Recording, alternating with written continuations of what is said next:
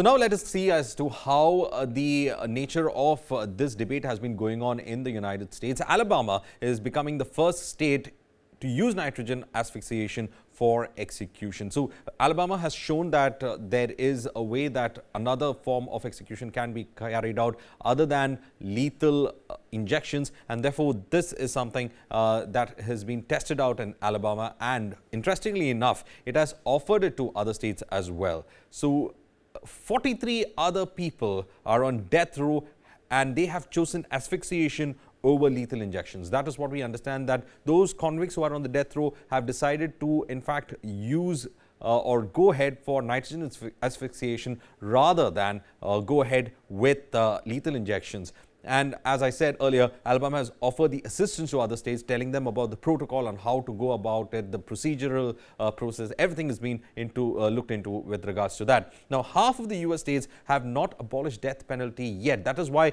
they are all now in a bind, and they are in a bind because there are a lot of convicts who are on the death row, and there has been a lot of delays as well that has been taken into account, and there has been a lookout for another alternative process for execution.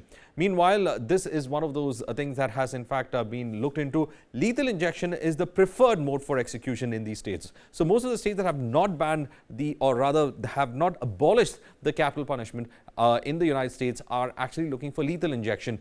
There have been crude methods like firing by the death squad or even using the electric chair, but most of these states have now moved towards the lethal injection. But there is a challenge to this.